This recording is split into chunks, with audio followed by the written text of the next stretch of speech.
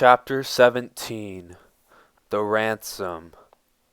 Thursday, March 17th to Thursday, March 31st, 1932. Another week passed. 9 days. 11. 14.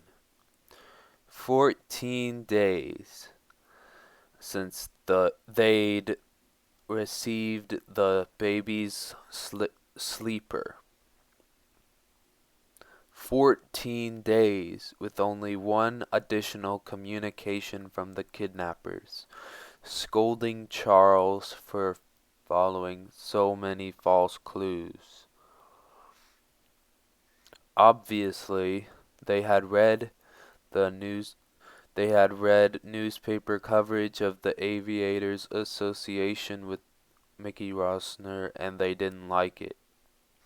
Mr. Lindbergh knows we are right party, their letter stated. But if he likes to fool around for another month, we can't help it. Mr. Lindbergh most definitely did not want to wait any longer. He directed Condon to place yet another ad in the paper. Simple and direct, it appeared in the Bronx Home News on March 31st and read, "I accept, money is ready, Jaffsy." Days earlier, Charles had directed his banker to have the ransom money ready. Now he telephoned Treasury Agent Elmer E. Ray in Washington, D.C. to help with bundling it to the kidnappers' exact specifications. On the evening of the 17th, Ray had met with Charles Henry Breckenridge and two partners from J.P. Morgan to discuss his plans for the money. Not only would every bill's serial number be recorded, but the bundles would also include several gold certificates. Gold certificates looked like ordinary bills, except for the round gold seal on their fronts, which made them easier to spot if used. Ray reminded the men that once the baby was returned, police would pursue the kidnappers. Charles argued stubbornly against it all. He'd given his word to the kidnappers to play fair, and a promise was a promise, even one made to a criminal. Ray pushed back. "Colonel Lindbergh," he said firmly, "unless you comply with our suggestions,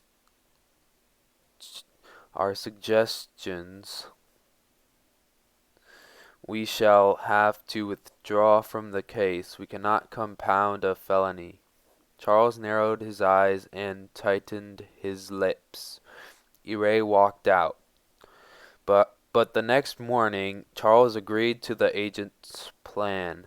"I am just desperately anxious that nothing bungled this," he explained, apologizing. That same day, under Ray's watchful eyes, Morgan bank tellers put together the ransom money, following the agent's instructions exactly. They all they needed now was a message from the kidnappers. Friday, April 1st, 1932. That message came the next evening. Was Condon ready to proceed? If so, the kidnappers wanted to place an ad reading, "Yes, everything okay, Jaffe," in the New York American. After telephoning Charles with the news, the doctor hurried to comply. In Hopewell, Colonel Schwarzkopf begged to be allowed to follow the doctor. Charles refused. No police, no traps. The Lone Eagle intended to do this on his own. Saturday, April 2nd, 1932. In the early afternoon, wearing his hunting cap disguise, Charles drove to the Bronx, the ransom money in a wooden box beside him on the front seat. Beneath his jacket, in a shoulder holster,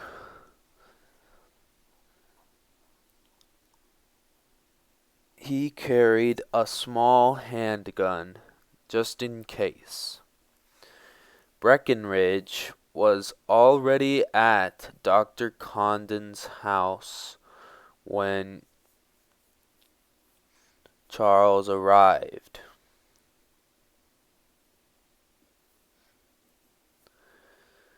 Sitting in the doctor's front room, the men waited. Charles was tense but in control. Time crawled. Hour after nerve-wracking hour passed. No one spoke. At 8 p.m., the doorbell rang, shattering the taut atmosphere. It was a note delivered by messenger directing Dr. Condon to a greenhouse on Tremont Avenue. There he would find another note with further instructions. Charles drove. At the greenhouse, which was closed for the night, Condon discovered another note on a bare display table just outside the door. Back in the car, the two men read it by the dashboard lights. The kidnappers instructed Condon to walk across the street and into St. Raymond's Cemetery. Another graveyard! Cemetery John's nickname seemed especially apt. Charles began to get out of the car, but Condon stopped him. The note, he pointed out, specified he come alone. After leaving the money in the car with Charles, the doctor approached the shadowy graveyard. "Hey, doctor. Here, doctor. Over here," shouted John in a voice loud enough for Charles to hear. Condon threaded through the tombstones, stumbling a bit in the gloom as he headed in the direction of the kidnapper's voice. Eventually, he came to a tall hedge. There stood John. This time he hadn't bothered to cover his face. The dim light provided concealment enough. They had a sharp, brief bargaining session.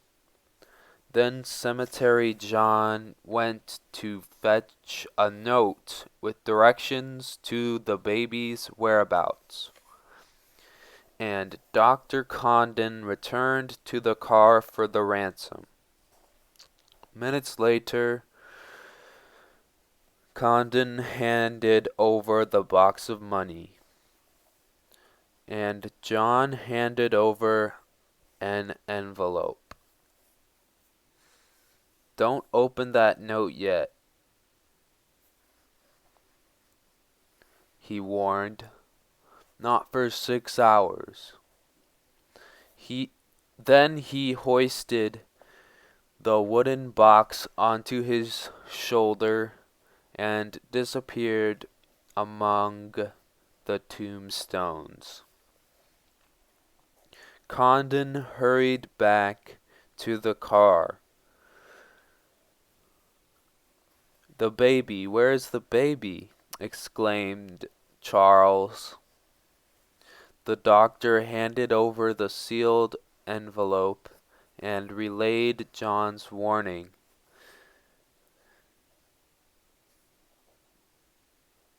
Charles nodded firmly. "We'll keep our end of the bargain," he said. Condon, however, couldn't stand it. John, he pointed out, had said he shouldn't open it. He hadn't said anything about Charles. Charles considered this a moment, then he tore open the envelope. The familiar handwriting met his eyes.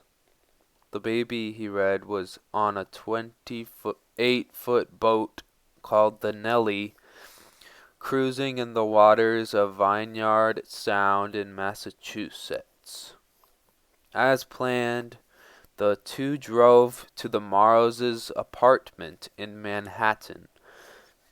There they met Breckenridge, Ray, and some others.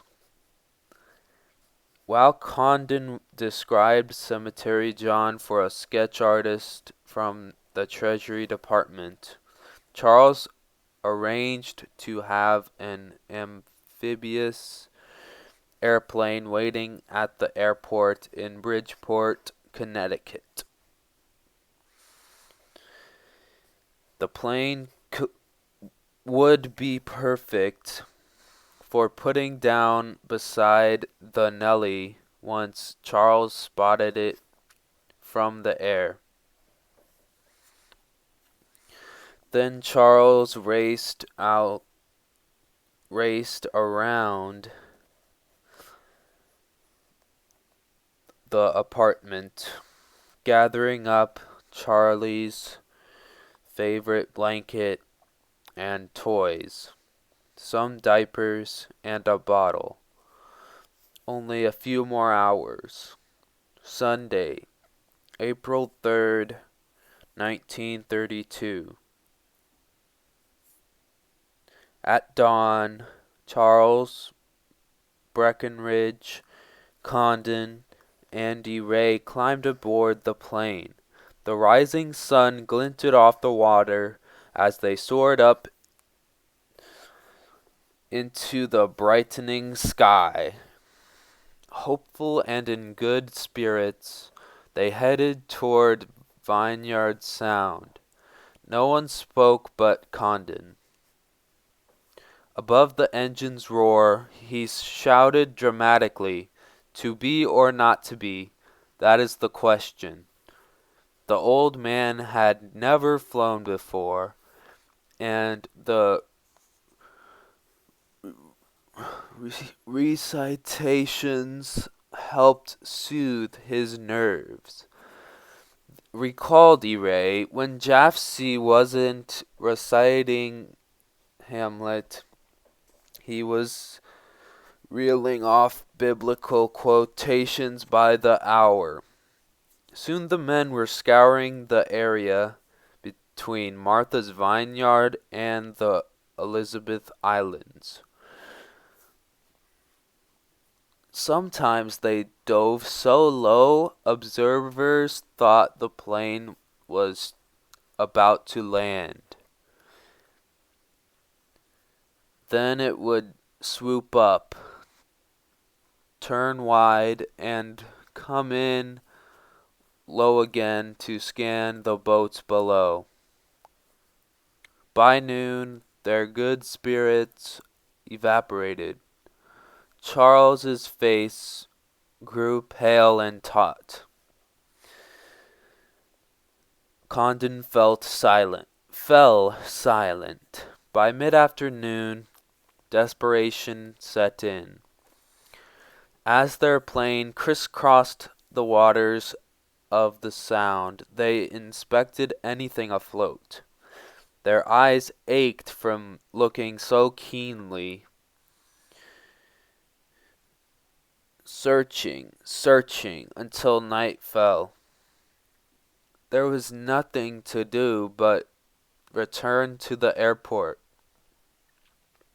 Back on the ground, Charles turned to his companions.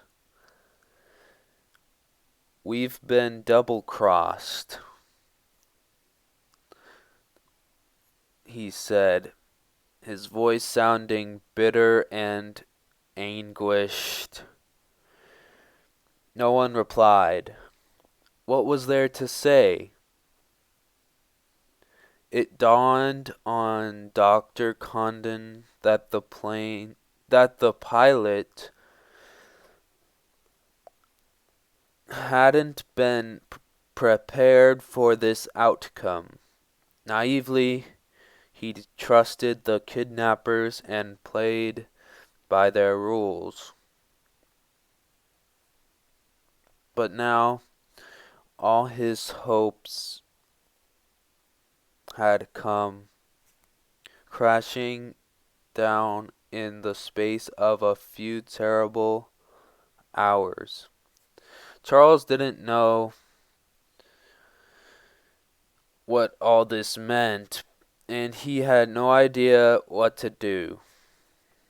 After tossing the baby's things into the trunk of his car, he got behind the wheel. Empty-handed, he drove home. He pulled up to his house hours later.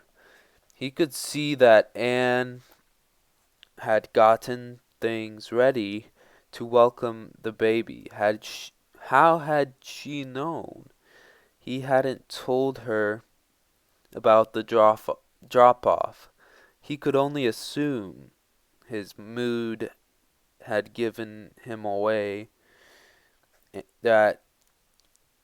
and his disappearance since Saturday night. He looked up at the nursery window. No lights had burned there since the kidnapping, but now they glowed brightly, casting a golden halo on the dark ground. Anne came expectantly to the door. Charles's expression said it all. At the bottom of the stairs, she put her arms around him. He leaned into her. "I'm sorry," he said.